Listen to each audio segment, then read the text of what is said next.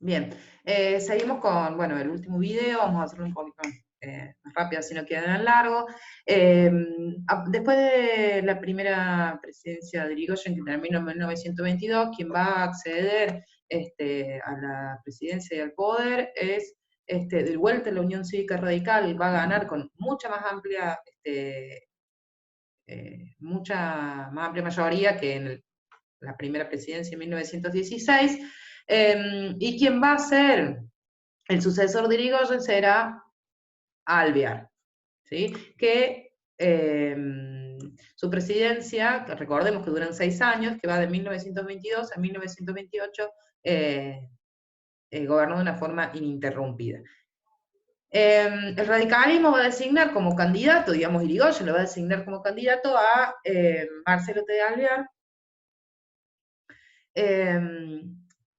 que va a pertenecer a, obviamente es un radical, pero pertenece a una de las familias más tradicionales de la Argentina. ¿Qué quiere decir esto? Que su abuelo había tenido puestos políticos, su padre también había hecho carrera política y él también, digamos, estas familias que son, que vienen desde, no va a ser de su sector conservador porque es radical, digamos, y cree en la democracia, digamos, pero es de clase alta, terrateniente, ¿sí? ¿Y por qué lo elige, digamos, Irigoyen? A Alvear, que podría tener, digamos, algunas cuestiones que se contradicen con los ideales radicalistas, porque en realidad va a tener algún acercamiento con esta vieja oligarquía que ahora pertenece, que era antes del PAN y que ahora pertenece al Partido Conservador, pero tiene una mejor relación con esta oligarquía, ¿sí? Y para Irigoyen eso va a ser muy importante porque es un sector que está teniendo fuertes conflictos y fuertes enfrentamientos con los radicales, entonces lo ven de una forma estratégica, ¿sí? Para poder llegar a negociaciones, a mejores negociaciones. De hecho, le funciona bien. Alvear va a ganar con el 47% de los votos, en 1922. ¿Qué características? Algunas cositas que quiero que sepamos de la presidencia de Alvear. Va a ser mucho más, no va a tener estos conflictos políticos con los obreros, con el movimiento obrero, como sí lo tuvo Irigoyen con la Patagonia, la Semana Trágica, la Patagonia Rebelde. Va a tener muchísima más participación en el Congreso. ¿Se acuerdan que Irigoyen en realidad, no sé, como mecanismo utilizaba las intervenciones federales en las provincias o no concurría a las aperturas de sesiones del Congreso en donde el presidente tiene que decir su discurso? Bueno, Alvear sí va a participar, sí va a ir al Congreso, sí va a hacer su discurso, digamos, va a tener una presencia mucho más fuerte dentro de senadores y diputados. Algunas cosas que quiero que sepan de la presidencia de Alvear, y esto son dos o tres. Por un lado, la política petrolera, que va a ser muy importante en esta época, es la fuerza y la importancia que va a adquirir el petróleo como materia prima fundamental para casi cualquier tipo de industria. En 1922, Irigoyen crea, antes de irse, crea YPF, que es Yacimientos. Irigoyen crea Yacimientos Petrolíferos Fiscales, por si no saben, así se llama, Yacimientos Petrolíferos Fiscales. ¿Qué más tenemos? Por eso se llama YPF la sigla, ¿sí? Para impulsar la explotación del petróleo que había adquirido después de la Segunda Guerra Mundial un valor muy grande, ¿sí? Una importancia muy grande del petróleo.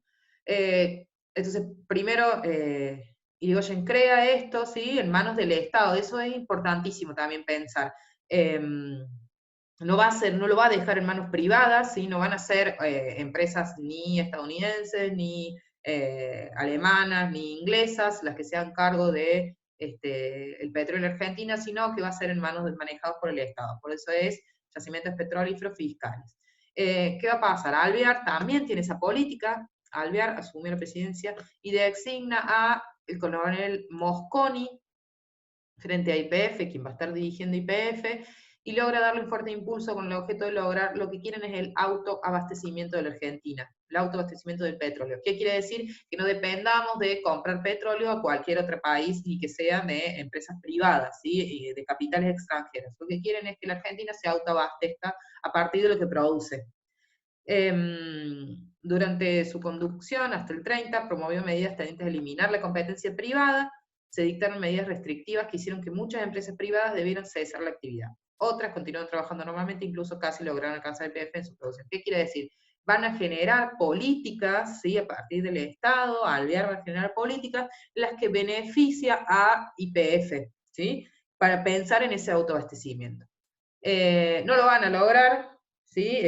O sea, si bien YPF va a crecer mucho, y sobre todo cuando crean la refinería de La Plata, pero solamente va a lograr abastecer la mitad de lo que se necesita en Argentina. La otra mitad va a quedar en manos privadas.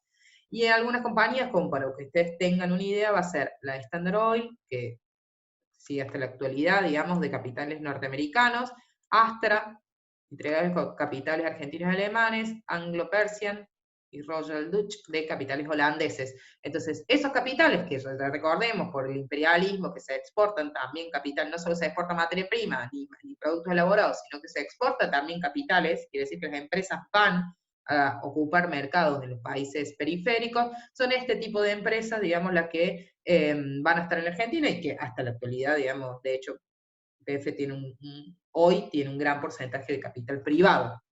Esto para pensar también cómo políticamente se organiza, digamos, y se piensa a un recurso natural primario como el petróleo tan importante y que quede en manos del Estado, ¿sí? Que no quede en manos privadas, sino que quede en manos del Estado.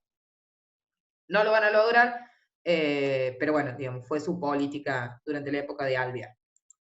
Bien, ¿qué pasa además de la política petrolera? Va a haber un conflicto dentro del Partido Radical, ¿sí? Irigoyen es del Partido Radical, es el líder indiscutido, y Alvear también es del Partido Radical, pero de un sector que está en un poco de disidencia, ¿sí? Tiene algunas cosas que no concuerda con Irigoyen.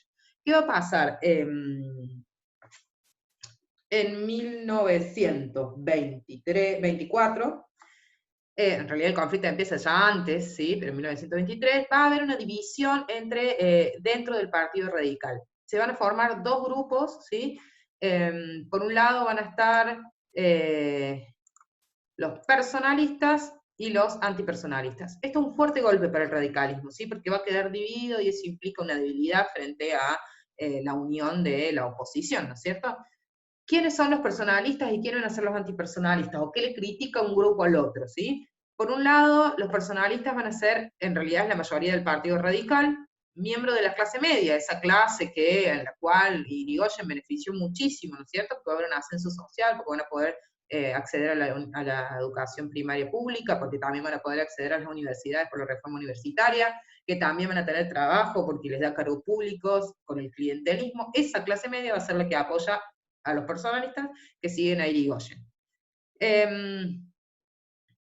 Llaman galeritas los defensores de Alvear. Galeritas lo llaman, esto no importa en realidad galeritas porque la galera es un símbolo de la oligarquía, por eso lo van a llamar galeritas a los antipersonalistas, pero como una forma de una chicana y una burla entre los partidos, bueno, entre los miembros del partido que están en crisis. Entonces lo van a llamar galerita porque la galera es un símbolo, digamos, de la oligarquía. Por otro lado, vamos a tener los antipersonalistas que van a tener como líder a Alvear y que dicen, bueno, van a ser azul o antipersonalistas, entre sus dirigentes se encuentran miembros de las familias adineradas, entonces acá ya podemos empezar a ver que hay cierto sector de la oligarquía que va a estar dentro de los antipersonalistas. Denunciaban que se estaban alejando de los ideales democráticos, porque le van a criticar sobre todo a Irigoyen el tema de las intervenciones federales. Recuerdan que la intervención federal es el Estado, por muchas justificaciones, pero sobre todo porque también abogan por la democracia y dicen que el fraude, sacan al gobernador y ponen un gobernador radical. Y además a partir de decretos, o sea que ni siquiera es que lo iban a votar en el Congreso, digamos, eso es una de las críticas que le hacen los antipersonales. Criticaban la adhesión incondicional de los seguidores de Irigoyen, lo que van a decir es que la Unión Cívica Radical no es una persona, sino que es un partido, ¿sí? Que no tiene que ver con que si está o no está Irigoyen, sino tiene que ver con un programa, ¿sí? Con unos ideales, con una estructura, ¿sí? Democrática. En agosto de 1925 surge la Unión Cívica Radical Antipersonalista, que se enfrentó al movimiento irigoyenista o personalista, ¿sí? Entonces va a haber una ruptura entre personalistas y antipersonalistas, y los dos se van a candidatear en las próximas elecciones como dos partidos diferentes, ¿no? Acá ven una imagen de Irigoyen, ¿sí? Que es como un armadillo, como un armadillo, ¿cómo se llama? Bueno, un armadillo, dice, caricatura sobre Hipólito Yrigoyen dibujado como, lo van a apodar el peludo, y está diciendo, a mí no me asustan sombras ni bultos que se menean. La oposición, dice, solía ridiculizar la figura del presidente, presentándolo como un armadillo, insinuando que era lento en sus declaraciones y que el temor lo hacía esconderse en su caparazón, digamos.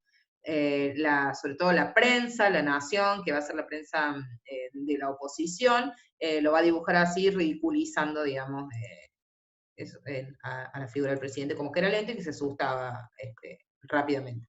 Bien, entonces para redondear, lo importante de este momento es que va a haber una ruptura entre personalistas y antipersonalistas, y estas son las características que tiene. Sí, bien. ¿Qué va a pasar? Ya finalizando, en 1928, Irigoyen, digamos, se vuelven a candidatear, vuelve a haber elecciones porque termina el periodo de Alvear, y lo que va a pasar es que gana Irigoyen por segunda vez, 1928. La segunda presidencia de Irigoyen. ¿Qué va a pasar? Logra mayoría en la Cámara de Diputados, esto como muy importante para él, para poder generar sus leyes, y 8 provincias están gobernadas por la Unión Cívica Radical. Contexto mundial en el que volvemos a pensar en el mundo y cómo afecta a la Argentina. 1929, ya lo vieron a principio de año, cae la bolsa de Nueva York, se da el crack de 1929, y esto afecta como a todo el mundo, digamos, pero afecta a todo el mundo y también va a afectar a la Argentina, tanto así que se da el primer golpe de Estado, y ahora lo vamos a ver. ¿Qué pasa en la Argentina? Bajan las exportaciones, digamos, no va a haber el mismo caudal de ventas hacia el exterior, y recuerden que nuestro modelo es agroexportador, o sea que si las exportaciones no se venden, la cantidad de divisa que nos queda es muy poca, ¿sí? Y entonces Irigoyen la Argentina va a entrar en crisis y no va a poder, no va a tener ese cúmulo de dinero, de divisas, para poder comprar o para poder invertir en el país.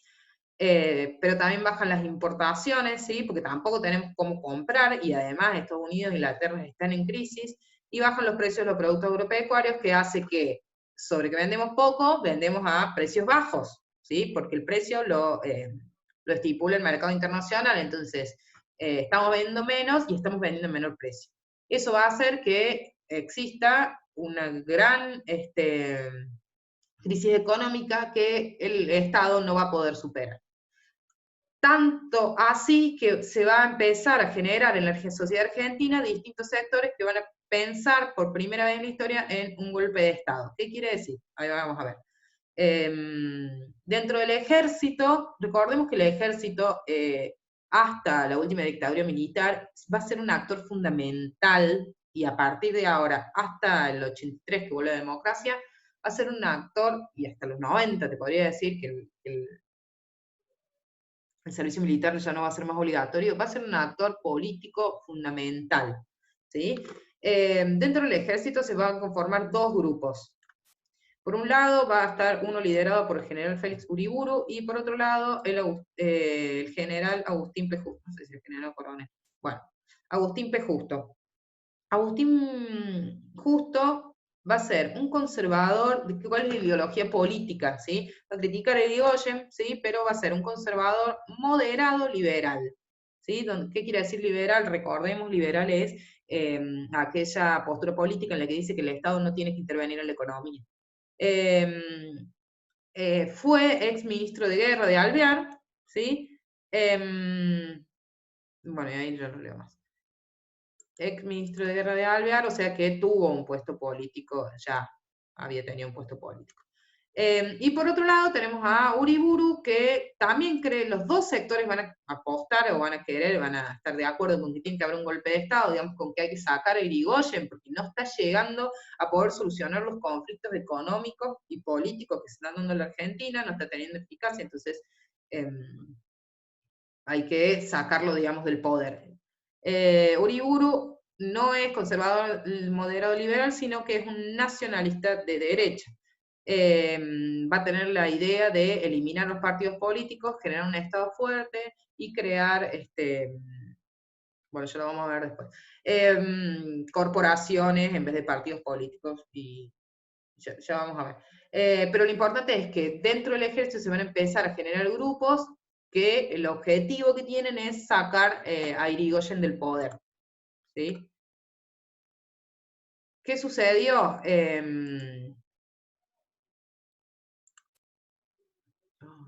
Bien, ¿qué va a pasar? Para que no se vea acá muy bien, o yo no veo. Ustedes lo van a ver en el video, lo van a ver, lo pueden ver, seguir mejor día a día, digamos, de lo que fue sucediendo, y aparte con imágenes y audios que están buenos, que es importante, digamos, que le vayan prestando atención a ver cómo reaccionan los distintos sectores. Pero el 6 de septiembre, lo que yo les voy a explicar es el 6 de septiembre de 1930, Uriburu, ¿sí? Recordemos ese general del sector nacionalista de derecha, emprende una marcha hacia la Casa Rosada, donde está el presidente. En realidad Irigoyen estaba enfermo, era bastante viejo, estaba enfermo, entonces va a dejar a su vice como presidente.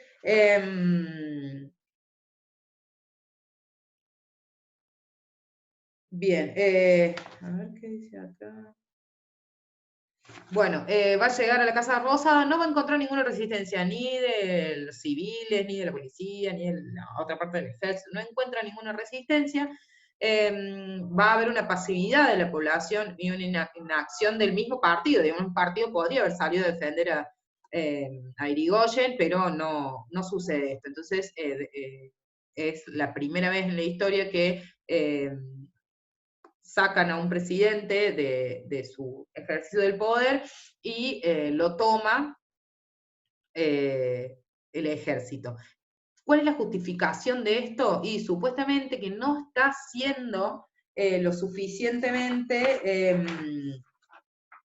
no está realizando bien su actividad como presidente porque hay crisis económica y política, y entonces ellos lo van a sacar del poder, van a generar, garantizar las condiciones necesarias para que haya nuevas elecciones. ¿Sí? Eso es lo que van a decir. Irigoyen, ¿qué va a pasar? Irigoyen va a ser arrestado y trasladado a la isla Martín García, donde es una isla de una cárcel de máxima seguridad, donde después van a estar muchos otros presidentes también, digamos, pero es el primero que lo van a mandar a la isla Martín García.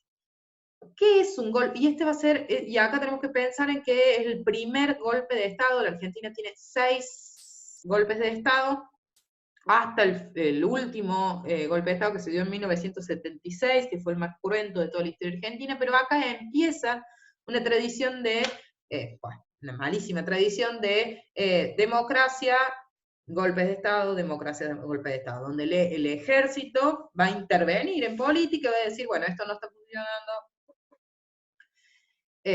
lo sacamos del poder. ¿Pero qué es un golpe de Estado? Y esto es lo que tienen que tener claro, es la toma del poder político de un modo repentino y violento, ¿sí? Por parte de un grupo de poder, en este caso el ejército, liderado por Uriburu, vulnerando la legitimidad institucional establecida en el Estado. ¿Cuál es la legitimidad institucional? Es que Irigoyen había sido presidente elegido por el voto democrático popular, universal, secreto.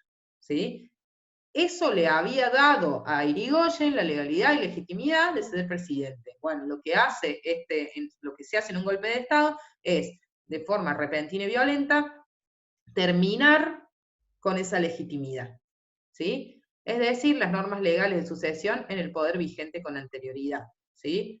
Ya, o sea, había accedido al poder de una forma legal y legítima. Irigoyen lo que hace el golpe de Estado es terminar con ese, interrumpir, tomar el poder, ¿no es cierto? Acá podemos ver un recorte del diario, dice, jubilosamente celebra todo el país el triunfo rotundo de la revolución. La situación quedó totalmente normalizada, estos son los diarios de la época, para que vean que en realidad la sociedad estaba, fue un actor pasivo, digamos, y el partido también, que dejó, permitió que el ejército tomara el poder. Todo esto a causa, vean bien, de la crisis de 1929 en Estados Unidos. Imagínense cómo afecta las crisis mundiales a los sistemas políticos en general del mundo y el nuestro de Argentina. ¿Sí? En el video van a poder ver, y presten atención, y es un video que está bueno, no es tan largo, van a poder ver bien, como día a día, qué es lo que va sucediendo y cómo el ejército por primera vez toma el poder.